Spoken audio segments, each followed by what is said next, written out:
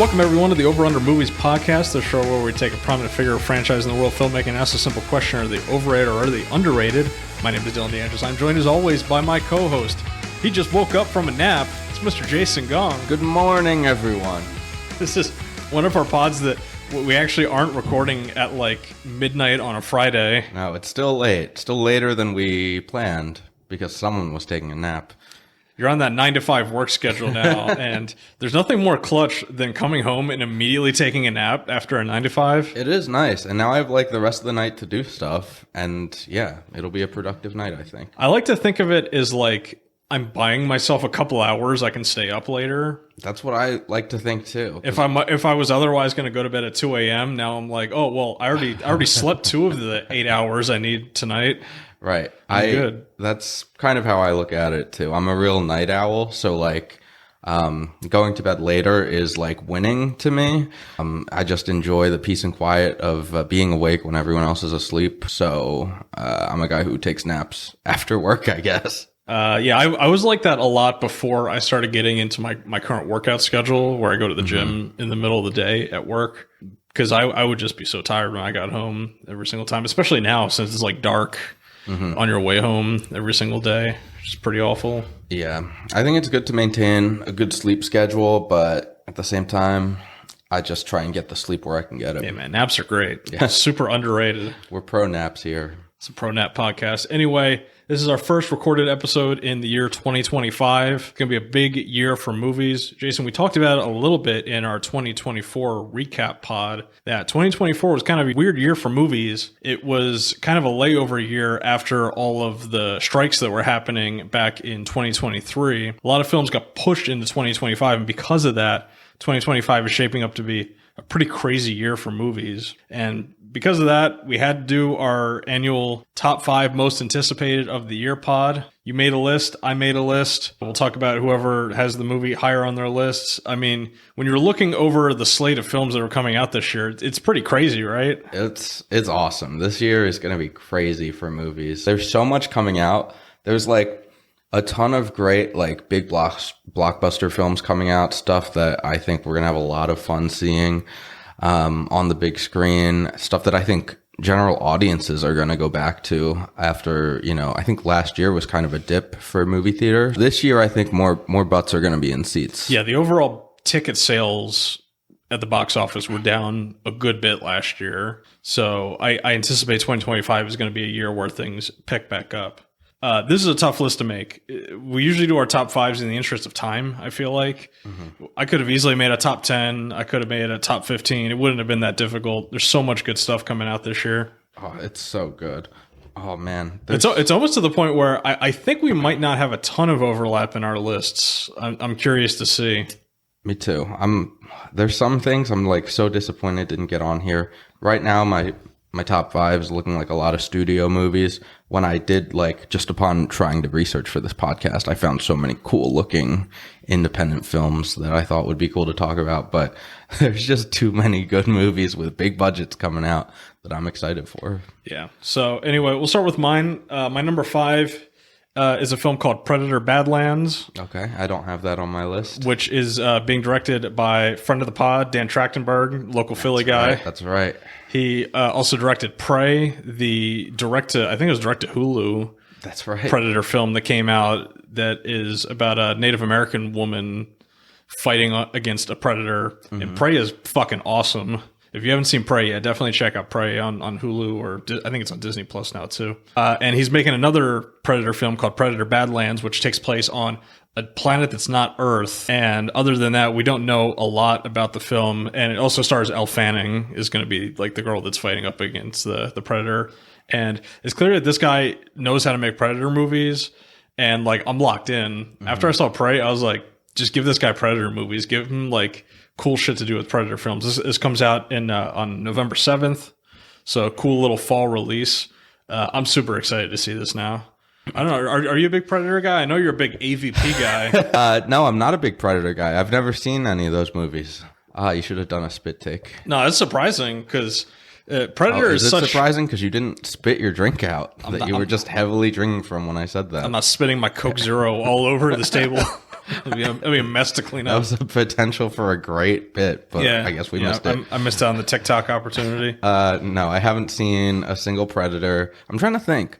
Yeah, I've only seen AVP now that I think about We'll it. have to do an episode on the Predator franchise. Yeah, then that later sounds this year. good. Yeah. Because Predator 1 is awesome. Predator 2 is really underrated because it's Predator like loose in Los Angeles. Oh, cool.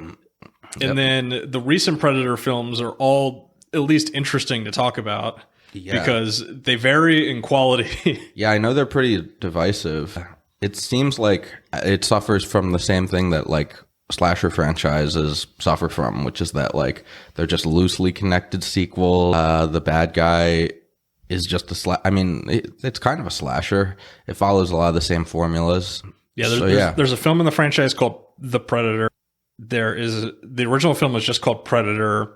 There is one called Predators, which takes place on an alien planet where the central plot of the film is that like warriors from around the world are dropped on this alien planet to basically, it's like a battle arena type planet. And it's like an army special forces soldier. It's like a Mexican cartel guy who's played by Danny Trejo. Oh man. There's like an IDF soldier is one of the people. It's crazy. It's a crazy movie, and they're fighting as predators. That sounds awesome. And Adrian Brody is like the main star of the film, and he goes crazy. He's popping off. That's so interesting because I feel like movies like that, it's just like such a good idea on paper. And then how'd that do financially? Do people go see it? I don't think so. Yeah, that sucks. I feel like the crazy ideas that are really cool don't get rewarded these days. Was the movie good? I think I like it the most out of the recent ones, outside of Prey. Prey's really good. The Shane Black one that came out that I think is called The Predator, that movie sucks. And that's the one where apparently autism is like a superpower that the predators are trying to assimilate from humans. Really stupid plot for a movie. Yeah, that's a shame because I think like Shane Black is one of those directors that you kind of root for. Yeah, he's in the original Predator. Yeah, and he's like, he writes really fun movies. So for him to fumble on such a major franchise, that's disappointing. The other thing about these like slasher movies and stuff like Predator and Alien even is that like every time someone puts out a new one of these, they're clearly trying to like launch their own franchise out of this franchise. So when they flop, you know, I'm sure Shane Black wanted to do 3 of these or something. So when they flop, it's like very apparent. And then when they make the next one and it's completely disconnected, it's very apparent. Yeah, that's why I think it's cool that Dan Trachtenberg is like, this is just going to be a totally different story. He's like, I just got cool Predator ideas. Yeah. He's like, I could do this for days. Which is Predator, which is over awesome. here. Yeah, I like that too. Anyway, what's your number 5? My number 5, and I think you'll probably have this on your list, is Mission Impossible: The Final Reckoning. Mission Impossible: The Final Reckoning is higher on my list. All right, what's your number 4? So we're not talking about just yet. This might be higher on your list too.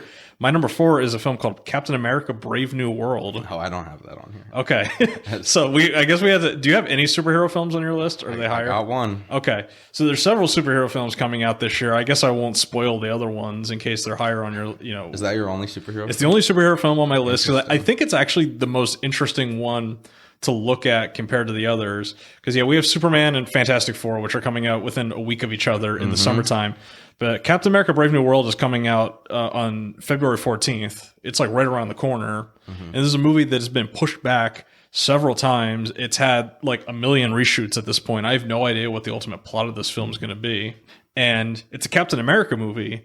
And I would say that the 3 Captain America movies prior to this are like really good. It's one of the better superhero movie trilogies ever. Between what you had the first one, and you had the Winter Soldier, and then Captain America: Civil War. Obviously, those are the last 2 have a lot of cameo and crossover stuff going on. Yeah. But this is the first one with Anthony Mackie as the Falcon Captain America. I thought that the Falcon and Winter Soldier television show, which came out like 5 years ago at this point. That's crazy. It feels like it came out forever ago. Yeah, I think it's been 3 years. I think that show was kind of fun. I like the buddy cop stuff between him and Bucky, even though I don't think Bucky's in this movie. He'll be in Thunderbolts later this year. I think he'll cameo. I'm guessing Thunderbolts is not on either of our lists. No, but I do think Thunderbolts looks good. I think it looks better than this. This is an interesting one because, yeah, Captain America is like one of the main heroes in the MCU. And if this movie flops or something like that, what is the fallout from that? That's interesting you said that. I think the MCU will be okay if this flops. I think they've already accounted for this flopping in their budget, because I think there's a chance it does flop if it's not any good. Like, what if what happens this year is that this flops and then Thunderbolts also flops and then Fantastic Four does fine. It gets like average MCU box office numbers. What is the lesson that they're going to take from that? Is that just like, we're only going to do massive movies from now on? And that like any of these like personal pieces of superheroes, like we just need to accept that it's going to be a loss every time we try to do something smaller? Something like that. If that's the case of winners and losers, yeah, then they'll do more Fantastic Fours and they probably won't do more Captain Americas.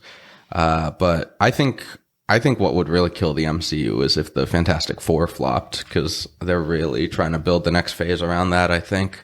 Which is funny because every other Fantastic Four movie before has not been a great success. We'll have to do an episode on those early Fox Fantastic Four films because it's interesting that they didn't really make a franchise out of that. I thought The Rise of the Silver Surfer was kind of interesting as a film, even though it has the Cloud Galactus that nobody likes. Yeah. But Silver Surfer looked great. Yeah, he looked awesome. Yeah, but for this new Captain America movie, I'll say I don't have a lot of faith in it, but I think Anthony Mackie's great. I think he's a super talented actor, one of the best working today, and a really charismatic guy. I think we're going to see like clips from the upcoming interview circuit with him that he does for this movie that'll all go viral and maybe make people have some fun just being MCU Him and fans, Harrison Ford, who Harrison Ford is stepping in for I forget the actor's name, the guy that passed away. So we're getting a Red Hulk versus Captain America Falcon movie, and they're also clearly trying to do like an espionage type spy movie thing, like in the Winter Soldier. It's almost like they were like, people really liked Winter Soldier. So we got to they like the spy stuff in Soldier. that. Let's roll it back. It's really funny because, like, I think a lot of them have been saying in interviews, like, yeah, it's kind of like the Winter Soldier, and they're really trying to bank on the better hope so from the Winter Soldier. And I'm like, dude, this is not going to be the Winter Soldier. They should be capitalizing off the fact that Anthony Mackie's like just really fun and will have a good time as Captain America. Bucky should also be in the movie. I don't know why he's not. I'm sure he'll like show up and they'll expect fans to be like, whoa, I can't believe he's in this, except he just should be in it. Thaddeus Ross was originally played by William Hurt. That is the man's name. I think it'll be a level of good that is good enough for the MCU, right? Like, I don't think they're going to put out a trash fire movie, even if it's had a million reshoots. I think at the end of the day, we're going to get to watch Captain America fight Hulk. Even if it's not the original Captain America or the original Hulk, we're still going to get to see some iconic superheroes fighting each other, and that should be some good fun. So I can see why it's on your list. Yeah, I think it's going to be an interesting one. And then like the other movies that are coming out, like the other superhero films, they just don't nearly interest me as much. I kind of think of them as gravy. It's kind of like Deadpool and Wolverine last year. Like, I know the movie made a lot of money, but I saw it and I was like, I don't really give a shit about this. So yeah, it'd be interesting to see. What's your number 4? My number 4 is the untitled Kendrick Lamar, Matt Parker, and Trey Stone. Yeah, I was wondering if this is going to be on your list. Comes out July 4th. Oh, shit. This is a musical. That's not good. I know. This is a musical with music from Kendrick Lamar and Matt Stone and Trey Parker. Matt and Trey are the South Park guys. That's probably what people call them the most, but they're also responsible for the Book of Mormon. Team America World Police. Basketball. Orgasmo. They are two comedy icons, basically, and two of the most successful television show creators of all time. They got a $900 million deal on their last South Park renewal. So people pay these men a lot of money, and they get to do whatever they want with that money. They're also two big musical theater nerds. Yeah, and every time they get a big check, they're like, let's do a musical. And this time they're teaming up with Kendrick Lamar. Kendrick Lamar, who is like one of the biggest superstars in music today. 2024, he had a very famous beef with Drake, who's also one of the most iconic musicians working today. And Kendrick just clowned that man. He owned him. Like, it was insane. His diss track became like a #1 hit single. And isn't Kendrick doing the Super Bowl this year? Yeah, he's doing the Super Bowl Yeah. halftime show. This is an insane combination of talent, not just because it's like off the charts, and it is. Matt and Trey are two of the funniest writers working, and Kendrick is one of the most talented rappers working. But these guys, you look at them and you're like, these two entities don't have too much in common with each other. Why are they working together? And you know what? We haven't heard much about the project. I was going to say it's still untitled. Yeah. So this is not a South Park movie that they're making. I'd love to get like a behind the scenes of what it's like with Matt and Trey working with Kendrick Lamar. I think that would be really cool to see what their working relationship is like. There's like a mini documentary that was released when Jay-Z teamed up with Linkin Park that I've watched a few times. I'm like, I want that, but for this project. So this project, I believe, is about like a slave reenactor. He works on like, you know, one of those reenactment attractions where you reenact old times, and he plays a slave in that. And he finds out that his current girlfriend's ancestors used to own his ancestors. And that's the plot of the movie, and it's a musical. Sounds great. It sounds crazy, and it sounds very racially charged. So, yeah, I'm curious about the commentary that these people are going to have together. I don't really know Kendrick's politics, but I know that Matt and Trey are vaguely libertarian. So I'm curious about what they have to say about the Black experience in America. And, you know, these three guys, I think they're going to put out an album that I'll just be listening to outside of the context of this movie. It sounds like you're probably as much interested in the music that's coming out of this as much as the movie. Oh, absolutely. I think Matt and Trey have proven that they have the chops as musical writers. I think they know how to do homage to the greats while also putting their own spin on things. I think their most successful musical, The Book of Mormon, that was a collaboration with other Broadway writers. So for them to be teaming up with another musician, and this is the most famous person they've teamed up with by far, you know, I'm hoping that Matt and Trey and Kendrick, they all bring out the best in each other's work, but it remains to be seen. But I'm excited. Yeah, sounds cool. I could see that movie being one that maybe gets like a Super Bowl commercial as a trailer. Oh, that'd be cool. Yeah. Especially since Kendrick Lamar's doing the Super Bowl. Oh yeah, you're so right. That'll be interesting, because if it is a really like racially charged movie and they put that as a Super Bowl trailer, you just know like there's going to be a strong reaction to it too. Yeah, for sure. Anyway, my number 3 is the only film on my list that does not have a release date at the moment, and this would be Frankenstein, which is directed by Guillermo del Toro. Is this on your list? So Guillermo del Toro, obviously iconic horror fantasy director. He's coming off of Best Picture win for The Shape of Water. This is a really interesting, you know, film for him to be doing, an adaptation of Mary Shelley's book, and it's an all-star cast. He's breaking out the big guns. He's got Oscar Isaac as Dr. Frankenstein. He has Jacob Elordi as Frankenstein's monster. The film also stars Mia Goth, Christoph Waltz, Lars Mikkelsen, Charles Dance, and Ralph Ineson, who I'm assuming is not playing the same character from Nosferatu, but that would be awesome. That would be really fun. If Ralph Ineson's just playing the doctor that he plays in Nosferatu. Yeah. If they were building a cinematic universe, but with like... It's just him. Yeah, you're right. That cast is insane. That is like a bunch of... They're not even all horror people, and yet together it's like, wow. No, they're going to be crazy. Horror icon. Mia Goth is an actual horror icon. And then Jacob Elordi is kind of a hot commodity right now. He's really tall. And I feel like you need that in a Frankenstein's monster. Like, if you're putting together a guy, you're like, I've got so much extra shins. Let's put them all in here. And you end up with Jacob Elordi. That sounds great. Obviously, Guillermo has proven that he has the sauce time and time again. I think the main thing I'm excited for is just that Guillermo del Toro gets to make a movie he wants to make. Every time between the year like 2010 and 2020, you would hear a project announced with Guillermo del Toro attached as the director, and you're like, oh, so that's just never going to happen. Yeah. Yeah, he was going to do the Hobbit films. He's going to do the Hobbit. He was going to do a film called Justice League Dark. Oh, no. He was going to do an H.P. Lovecraft film. and then various projects of his own. Hellboy 3. It's the biggest surprise ever that there's not a big budget Call of Cthulhu movie that's been made. And he would be the guy to do it, and somehow it didn't happen. It's just never happened. Yeah.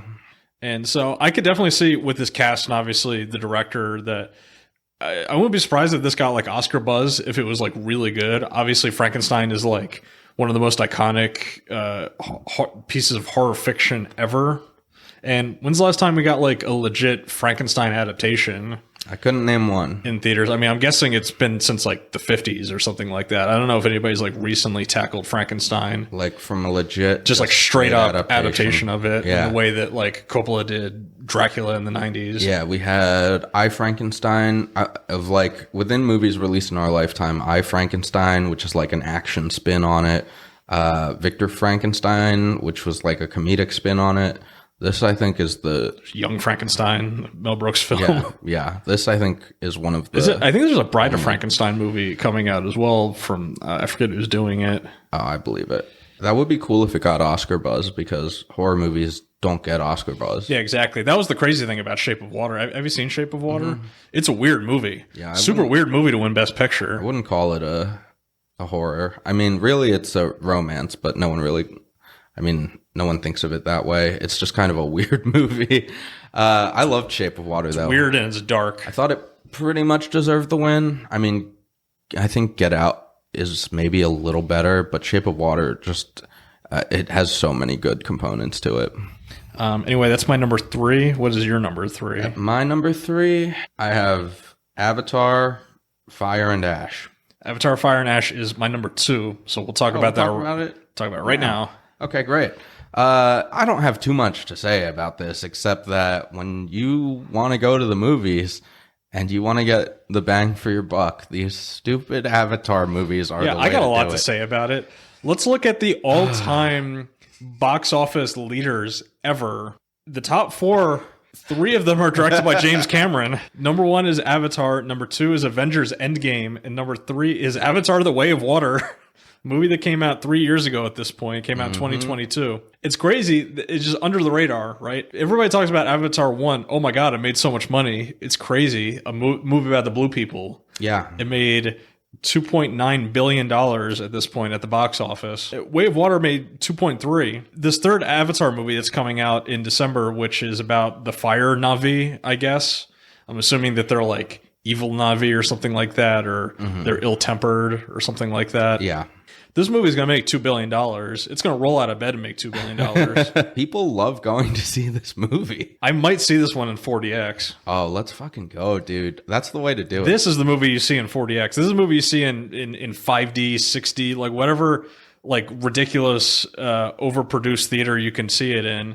The biggest fucking screen you can imagine. You need to see this Avatar film. Yeah, because these Avatar films are such a spectacle.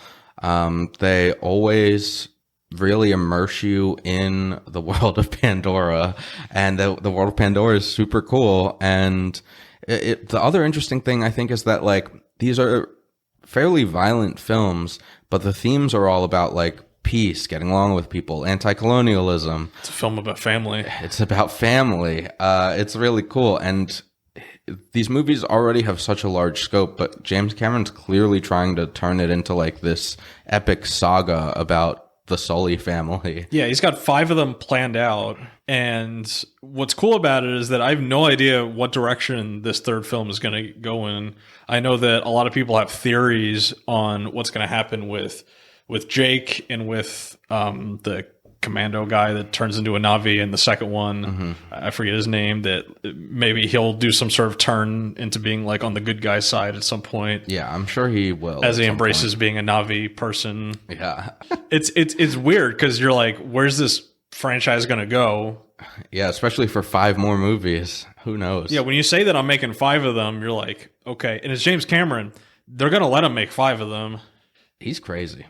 That man's insane. And I'm really excited. Like, whenever the trailer comes out for this, people are going to be like, this is the craziest fucking movie I've ever seen. That could be a Super Bowl trailer, too. What day was it coming out again? It is coming out on December 19th. Probably no Super Bowl trailer. It's possible. It may be like a teaser. Just yeah, you're right. They did have the Way of Water trailer out for like a while. Yeah, before with the amount of VFX that are required for these movies, I mean, they got to have some of it done right now. Yeah, that they could tease and then just keep cooking it. Yeah. I think that movie is going to be great. I can't remember if I saw Way of Water once or twice in theaters, but then I know I saw it once here. It was great every time. Yeah, that movie's going to be spectacular. It's an interesting one because with the rest of these, we've been like, I'm curious about how it's going to be. I hope it's good. And this one, we're like, oh yeah, it's more Avatar. It's good. It's going to be good. It's going to make a shitload of money at the box office. It's going to win a bunch of technical awards at the Oscars next year. Hell yeah. It is like about as sure thing as you can find in Hollywood right now, which is insane given the technical skill that is required to make one of these movies. Mm-hmm. They're basically just like inventing new CGI technology every time they make one of these. Are there any like cast members in this one that are like not in the other two that you're excited for? I haven't seen any like of the new cast or like the new Na'vi that they're bringing in. I don't know if they have like Kate Winslet was new in the last one. Yeah, I'm sure they must have at least one like A-lister who's joining. I just haven't seen it yet. Yeah. I'm excited. You know the like whaler that gets his arm cut off in the second one? Yeah, it's great. Yeah, he's coming back for this one because I thought he died because he gets his arm cut off clean and then flies off like 100 feet and then falls into the ocean. But no, he's back for this one. Got some plot armor, huh? Yeah, they do need an actual villain if they're going to have that guy like turn to the good guy's side at some point if he pulls a Prince Zuko on him. Yeah, but I think the whaler's going to come back with a robot arm and that's going to be sick. I love robot arms. Me too. That's a sign of a good movie is if you have a robot arm. Remember in iRobot when they revealed that he had a robot arm? Really changed the movie. Yeah. Shout out to iRobot. Listen to our iRobot episode. Yeah, because you need the humans are the bad guys. They're the ultimate bad guys of the franchise. Yeah. They're colonizers. So you got to have human enemies that you're fighting against. Well, they had Edie Falco, the woman who was giving commands to the general guy. Remember in the second one, she's like drinking coffee, but she's in the mech suit. So she's like having the mech suit arm. Yeah, it's so cool. I fucking love mech suits. So I wouldn't be surprised if she like gets into the thick of it this time and is like, let me prove to you why I'm in charge and gets to be like badass with the mech suits and stuff. Are we predicting that Jake Sully dies in this movie? Is this the movie they kill him? I think the third movie out of a franchise of 6 is a good point to kill your guy if you're trying to make the rest of your movies about his kids. So maybe, but at the same time, you know, I think James Cameron will throw Sam Worthington a bone and be like, we're going to have flashbacks to you all the time, buddy. Sam Worthington's like, I got nothing else going on, bro. Please. Sam Worthington's fine. He must have so many millions of dollars from these movies. Yeah. It's going to be cool. And I don't know. I think, yeah, we'll say I'll predict he dies. Sure. What do you think? I think so. Okay. I think this is the movie where they did. I thought they were going to do it at the end of Way of Water when they're having that knife fight at the end. I was like, oh, he's cooked here. No. I can't believe he got out of that knife fight. It is interesting because part of me, I'm like, that would make for an epic part of an epic saga. But I also think it would be kind of cool if Jake Sully just got to live like a long life and die peacefully as like a karmic reward for all the choices that he's made so far. Yeah, it's interesting because he's such a central part of the first film. Obviously, he's the entire movie, and the second one opens up that whole cast of his family. Whereas by the end of it, it is more about the family than him. Mm-hmm. He has basically no character development in the second film, and from a narrative standpoint, you get worried when you have a protagonist that has stopped developing. Yeah. That has reached his end point. Yeah, we'll see. But yeah, Avatar, Fire and Ash. It's coming out in December. It's the big December movie this year. There's no Marvel movie coming out in December. There's no Star Wars in December. It's just that Avatar film, and it's going to be a monster. Disney's going to promote the hell out of that thing. Anyway, what's your number 2? I have Wake Up Dead Man, a Knives Out story. So that one doesn't have a release date yet, but that is coming to Netflix this year. This is the third in the Knives Out series. Knives Out, pretty much an anthology series. Each one is a different mystery starring the same detective, played by Daniel Craig. He's awesome. He does a stupid Southern accent. Dylan, I know you haven't seen Knives Out. No.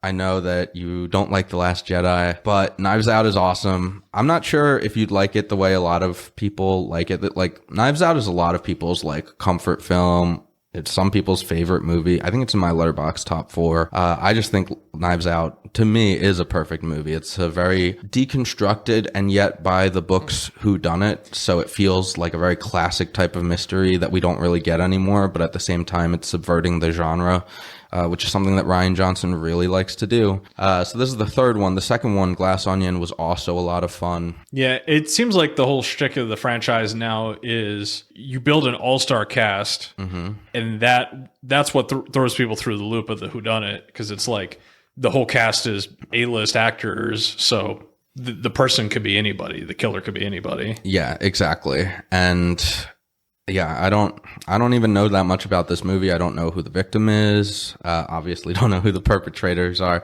or like what even the premise really is. I just know that this is such a reliable franchise to me that I'm easily very excited to see another one of these put to screen. I love mysteries. I love puzzles. And I feel like a lot of directors fumble with putting together a good mystery. It used to be something that it was one of the top genres of like the 40s and 50s. And then it had a slight renaissance in the 80s with neo-noir films. And then since then, that genre has really fallen off. And then these Knives Out movies are really the only ones that people talk about a lot.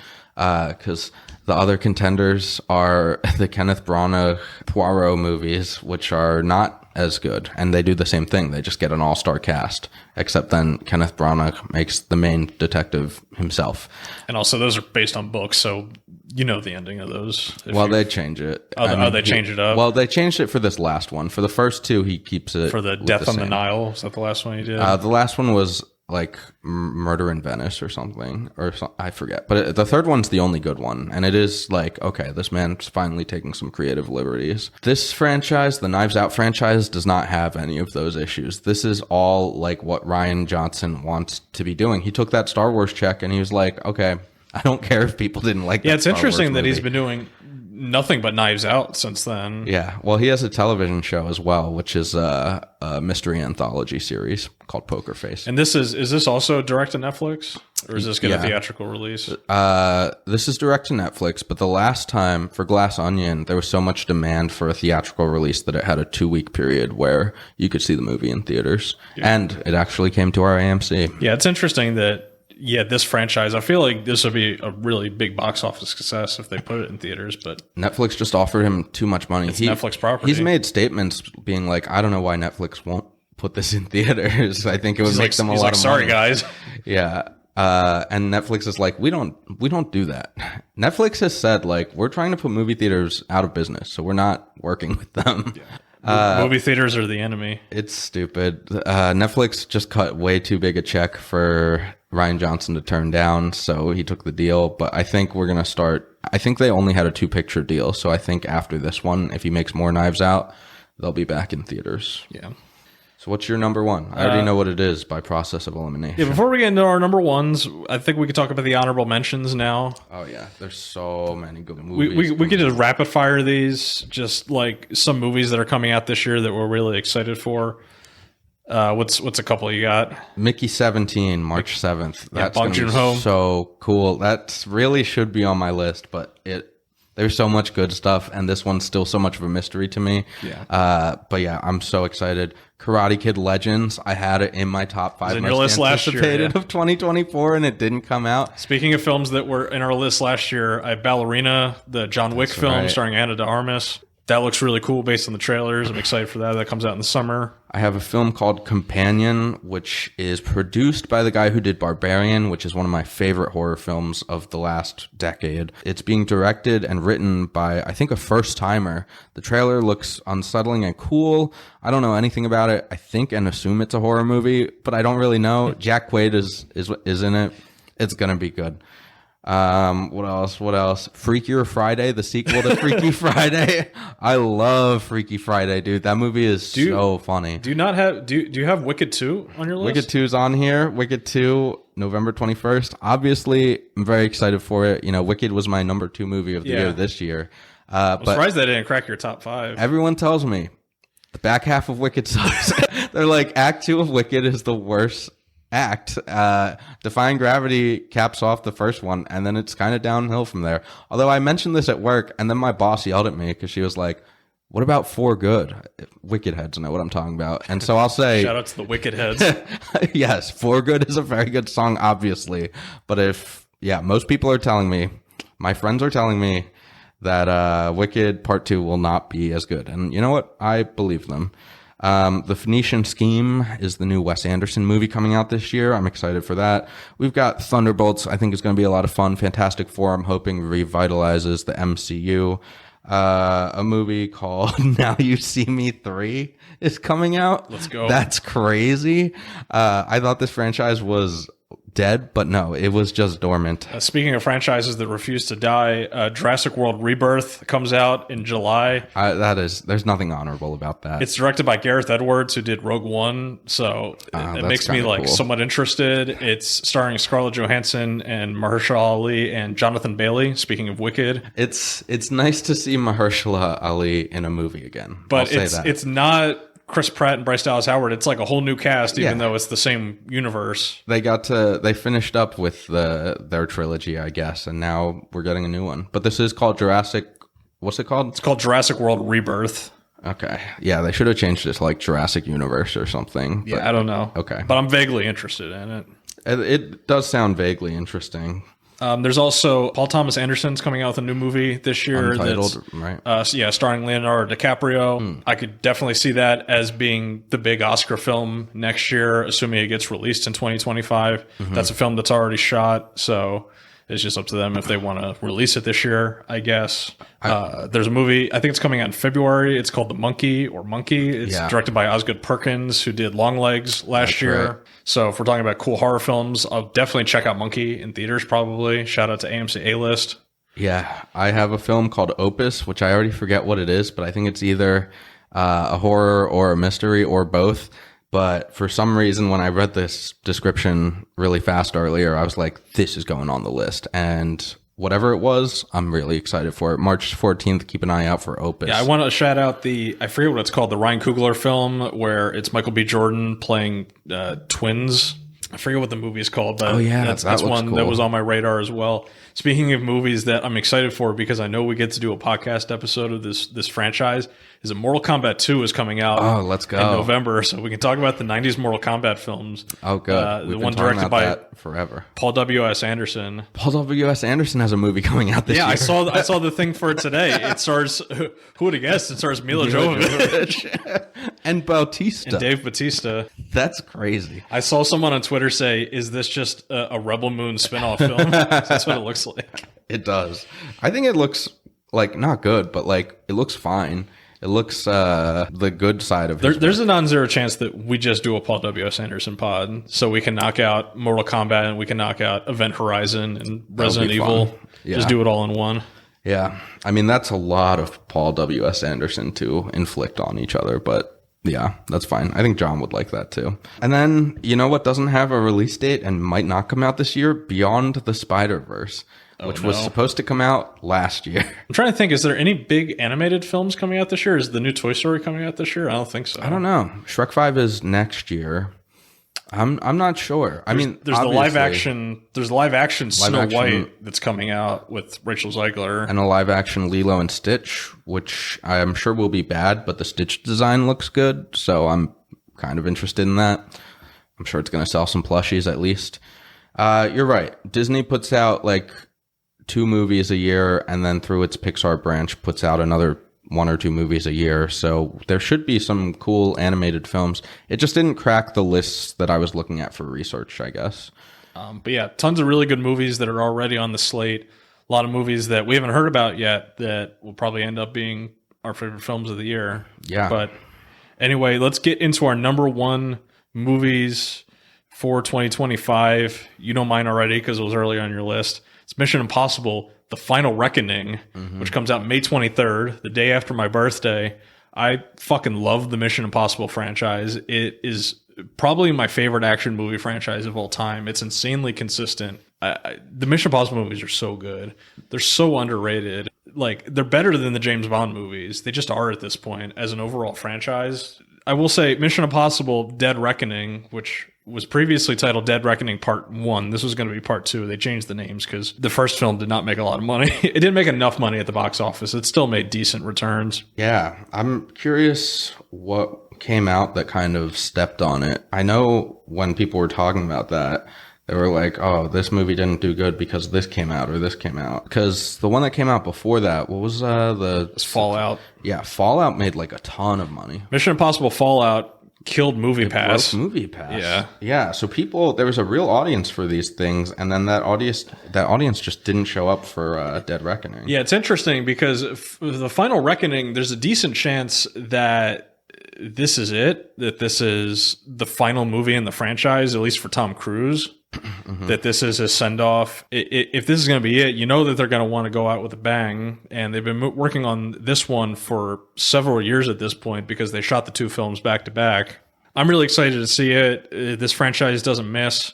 Even the last one, which I thought was a step down from Fallout and from the previous films, outside of maybe Mission Impossible 2, every film in this franchise is awesome. And so if you're listening to this and you haven't seen the Mission Impossible movies, if they've been on your list for a while and you want to check them out, what's cool about them is for the most part, you can watch them out of order. Like if you want to watch Mission Impossible 3, because it's J.J. Abrams' first movie, you can go check that out. Or if you want to watch Ghost Protocol, because it's got the Burj Khalifa sequence. Yeah, I think starting 5, 6, 7, you have to watch them in order.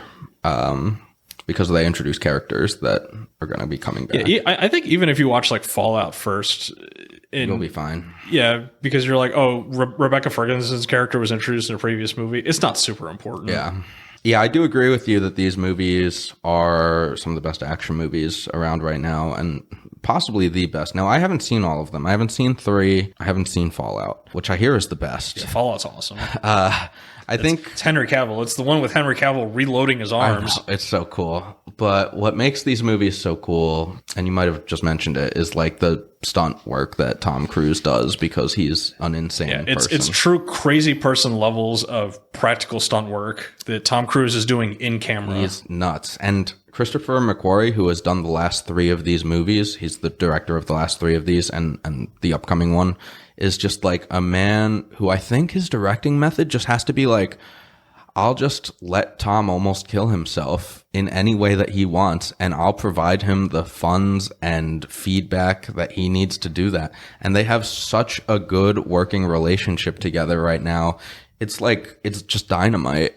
And as much as we say that the practical effects are great, the stories are also cool. Tom Cruise is a good actor. That's really important as well. And he surrounded himself with a cast who really does kind of elevate him as this awesome, badass super spy. He is really the star of these films, and yet he's got such a beautiful ensemble around him that I think they all really love working with Tom Cruise. Tom Cruise, obviously, divisive figure with his ties to Scientology. Weird person in real life. But like his personality is just magnetic, and it seems like people really like working with him, and that shows in these movies. Yeah, he is. It's like seeing an old time movie star in the current era. He's a relic at this point. The fact is he's getting older and he's just not letting it slow him down at all. He's insane. What is he doing? He's like jumping from outer space in this one or something. In this one, there's a scene with a biplane that I think he's like crawling on the wings of the biplane while it's flying or something like that. Yeah. Have you ever seen that commercial he did where he like thanks you for coming to the movies and he's just on the wings of a biplane? I think he was probably shooting this at the same time he shot that. Because McQuarrie is also in that commercial. I don't know. I know that the two of them are always telling people to turn off motion smoothing on their TVs at home. Good for them. They're so anti-motion smoothing. These guys are really saving the movie theater going experience, and they didn't even get rewarded. One of the reasons why Dead Reckoning Part 1 did not make the box office that it needed to is that in its second weekend, Barbie and Oppenheimer came out. Oh, no. And it got Barbenheimered. When those movies came out, Tom Cruise and McQuarrie, they both posted photos of themselves with their tickets at the movie theaters to see Oppenheimer. Yeah, they love Barbie. movie theaters too much. They were like, go see movies, even if it's not our movie. which I was like, mad respect to these two guys. What a nightmare. Luckily for them, that ain't happening this year, though. I don't know when the Fantastic Four Superman back-to-back is. I think that's in June. So they might have a few weeks at least while, they're just alone in the box office. I don't know. We'll see. I mean, audiences, there was something about Mission Impossible where maybe it just took too long for 7 to come out after 6, where audiences lost some interest. I mean, COVID happened. So yeah, there was quite a gap. Yeah, they shot these films during COVID. Yeah. We'll have to see. I would love if this got like, a huge box office return. And I think I would also like if this was the last one. I think. Yeah, because I think this is a franchise that this is one of the franchises that they tried to pass off to Jeremy Renner at one point. This and the Bourne franchise, and it just didn't work. And I don't think this franchise could sustain without Tom Cruise. Tom Cruise is the Mission Impossible franchise. Yeah, it's interesting because you're right. For a while, they tried to make Jeremy Renner the guy, and it just. I guess he's not the guy, but he's still such a good, reliable actor. It would be nice if he got a franchise, but maybe he doesn't need an action franchise. Although after he saved his nephew or whatever from that snowplow and almost lost his arm, whatever. This isn't a Jeremy Renner podcast. We'll be starting that in 2026. Yeah, last Mission Impossible, Haley Atwell's really good. Great chemistry with Tom Cruise. Yeah. Really funny scene of them in a tiny car handcuffed together. Oh, that part's that's probably my favorite sequence of that movie. I will say, like, for as awesome as the stunt work was in the train, I was like ready for the movie to start wrapping it up. Especially because I knew they weren't going to end the story. Yeah, no, it's going to be a good one. This is like, yeah. Yeah, it's my number one for a reason. I think it could be something special, especially if they go like bonkers with the story. Mm-hmm. We'll see. We'll see. Anyway, what's your number one? I have Superman as my number one. So what's the release date for Superman? Superman comes out July 11th. Okay, so it's got time because it's coming out back to back with Fantastic Four. Yeah, so your number one has a few weeks. It's got like a month. Yeah, there's no blockbusters that I'm aware of because Avatar 3 comes out. It's gonna have to go against December. Jurassic World. Whatever. The Jurassic World movies make a shitload of money. Again, I don't know why. That's awful. Well, audiences like dinosaurs. It's such a... No, it's true. It's a really primal thing, too, because I remember as a kid, I loved dinosaurs. So there's something within every... Quality is not important. Every human that longs for the era of dinosaurs.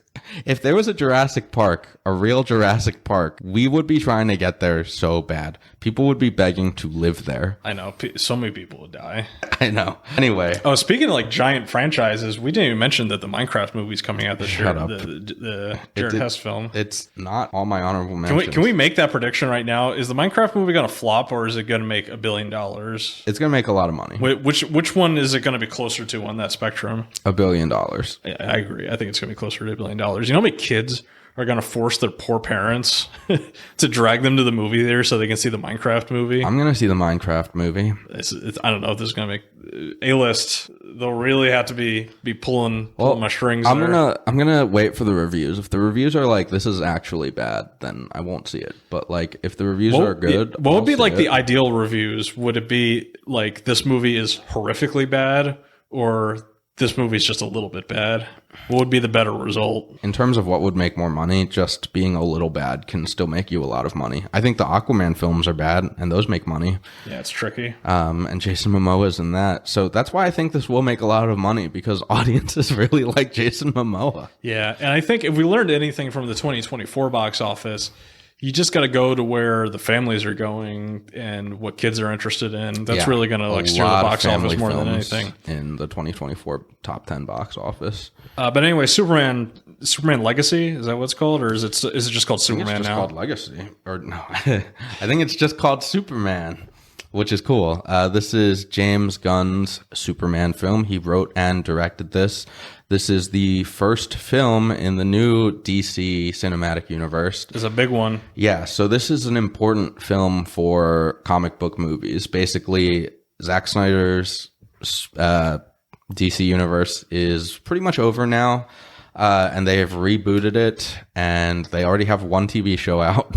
Creature Commandos is the official kickoff of this universe for some reason. Amazing. But Superman obviously is the real launch point for this. So this has to do well, or else Warner Brothers will not let James Gunn make any more movies, which, you know, if this is bad, then yeah, good. I was gonna say, you think it would be an extreme reaction if this movie got like middling reviews and like modest box office returns? Yeah, I think if that happened, they'd still let him like cook a little bit, but they would like pull the plug on a few of the projects currently in development. That's why I'm so interested. Like, I really think that this could be the movie that revitalizes the superhero genre more so than Captain America Brave New World, Thunderbolts, or Fantastic Four. Like, this is the one from the rival studio that hasn't had a massively successful superhero franchise, and this is their chance to turn it around and actually add competition to Marvel, especially while Marvel's in its current state where they're not putting out Avengers Endgames every year. And the trailer looks good. The trailer looks cool. The guy they cast as Superman looks really good for the part. Nicholas Hoult as Lex Luthor, I think, will be a lot of fun. Justice Society members or whatever superheroes they have in there, they all look like they're going to be a lot of fun.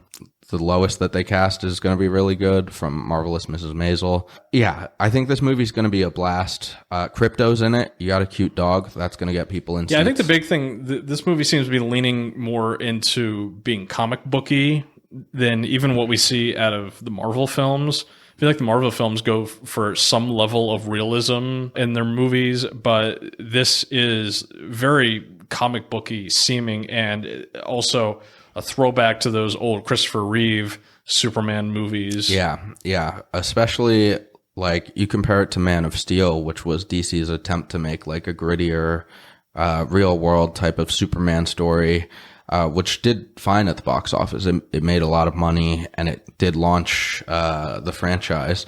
This is going to be something else entirely. And you're right. You compare that to the Marvel movies, which started with Iron Man, which is very much like, you know, grounded in, I mean, it's basically just post 9/11 movie.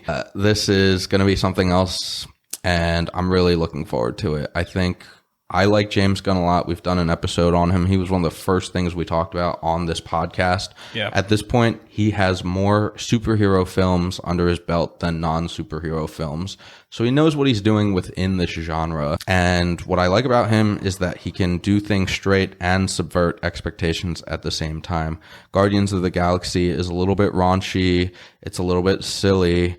But at the end of the day, it's very much a superhero team movie, and he did that 3 times in a row. Yeah, it's interesting that his superhero films have been ensemble films. Mm-hmm. They have not been a focus on a specific hero, and it's certainly not the specific hero at the level of Superman. And it's interesting that he decided to make the Superman movie with a bunch of other DC heroes in the movie as secondary characters, pre-established. So who knows like what direction he's going to try to go in with this. Yeah, I mean, the trailer, there is a trailer out right now, but it doesn't really tell you much. There's not much dialogue, and it just kind of shows you glimpses of all of these characters looking like comic book characters, which is just great. Like, I'm genuinely excited for it. A lot of our lists and our honorable mentions, I think we talked about them out of curiosity as much as genuine enthusiasm. This is like the most excited I've been for a superhero movie in a long, long time. And probably the most I've been excited for a Superman movie. Yeah, I mean, anybody that is into the DC comics, it kind of feels like your last chance, right? Yeah, to get like a cinematic universe. If this doesn't work, where do you go? If this doesn't work, DC and Warner Brothers is just going to like let Matt Reeves do his thing every 4 years, but nothing else. They're going to go into, we need to make a movie every X number of years to keep the rights, that level of dormant. Yeah, so we'll see. I mean, this feels like the right time for it. I think there's so many reboots, and we talked about this a lot, like just let the thing lie for a little bit, but to have James Gunn come in with all this enthusiasm around it, when Marvel's kind of on a downturn, like this is the chance for DC to really establish its superheroes on a big screen, and we'll see how it goes. Yeah, it's going to be interesting. I'll definitely see it in theaters when it comes out. I'm not somebody that like, I'm that invested in the DC stuff. And I'm really not that invested in the Marvel stuff anymore either. I'm kind of over that. But yeah, this is an opportunity to like for them really to punch through in a significant way. And it'll be interesting to see how this contrasts with the Matt Reeves stuff, considering that the Batman is like very highly regarded at this point, as well as the Penguin show that came out, you know, a few months ago. The Penguin show is awesome, and Colin Farrell just won a Golden Globe for that. So this wholly separate DC universe, like they got to start strong. They can't start kind of strong.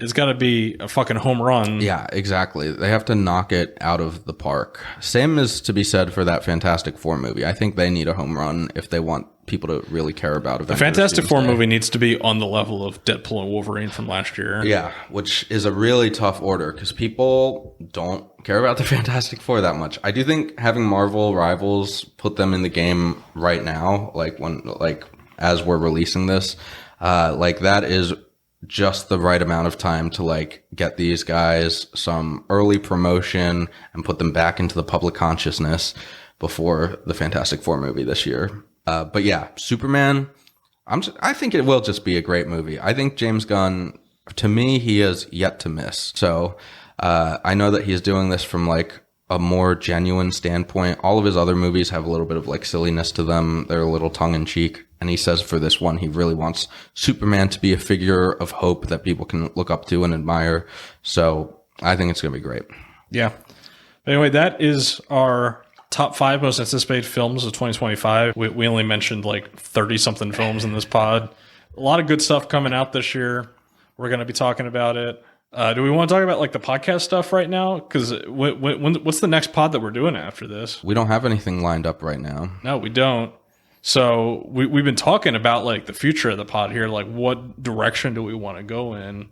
And I think we're in agreement that, you know, we want to keep going, you know, with the pod throughout the year here, but maybe take a step back from like the weekly uploads to the same extent that we've been doing it. Cause I feel like it kind of forces us into this post-production cycle where we can't get anything else done for the pod outside of just getting the episode out every week. And even that's sometimes kind of tight. Yeah. I mean, we have not missed a week since we started, and I think we should pat ourselves on the back for that because, you know, life gets in the way, but we've done a good job. So yeah, we had a nice podcast all hands meeting a couple months ago at this point where we said we are going to take a step back and we're going to work on some of our promotional materials. We're going to work on clipping up the pods that we have, posting them around. Yeah, we have such a big backlog at this point of podcasts that we would really like to make like TikTok clips and stuff like that of, and we just haven't gotten around to it yet. Yeah, so we'll get back to that.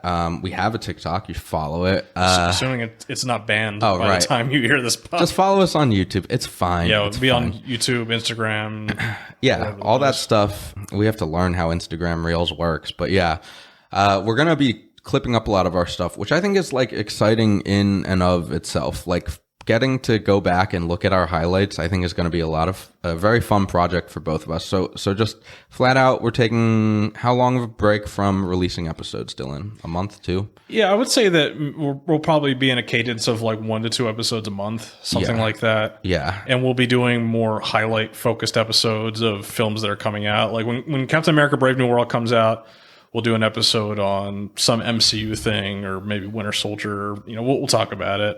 Yeah, but when we come back, we could be entirely different. You know, we talked about new formats for the podcast. We talked about renaming the podcast and making a new podcast. We talked about modifying the set that we have here. I think we might get a couch. We might go to the couch setup. If you guys watch any sort of like clips of podcasts on TikTok or anything like that, the couch setup's the big thing right now. Everybody's doing it. And we certainly have room for a couch in here.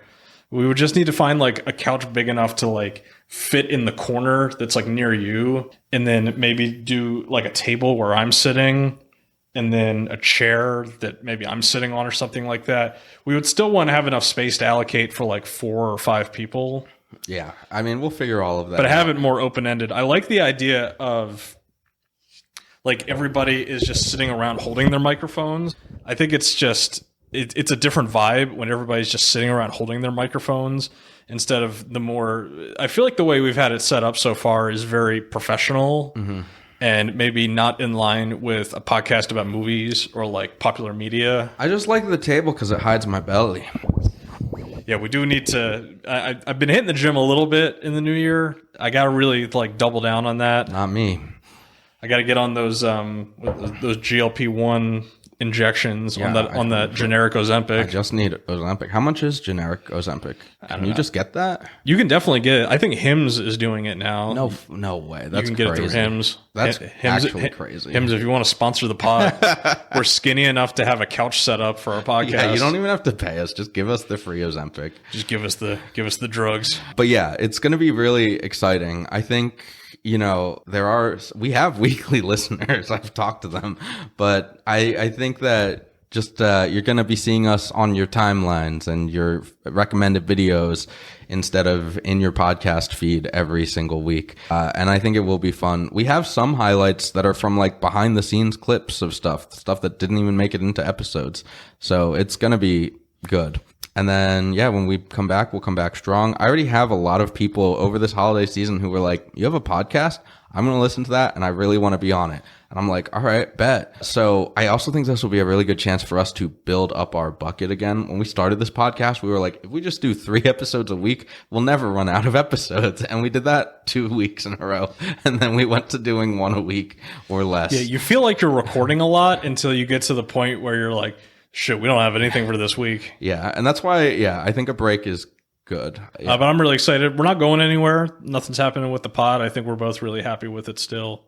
But yeah, we're just changing things up to hopefully get some more eyes and ears on the content that we're putting out here. Because I think it's good stuff. And I think a lot of the feedback that we get from people it's positive, is fairly positive. And I don't think that's just people, being nice to us. Yeah, it's hard to do this if like we make no money from it, which obviously if you listen to us and you don't give us money, that's fine. But if we get enough people who listen to us and don't give us money, then eventually other entities give us money, and that's just the level we have to get to. So we have to learn marketing and stuff. We got to get ourselves to the point where we're sponsored by AMC A-List or Hims or Letterboxd.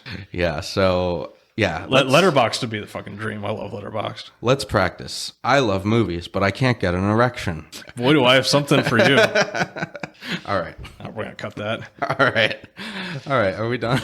Anyway, if that's the pod, check us out on Patreon, YouTube, not TikTok because it's probably banned. So Instagram, all that good stuff. Patreon, we have I think a $2 tier is our lowest tier. You can afford $2 a month.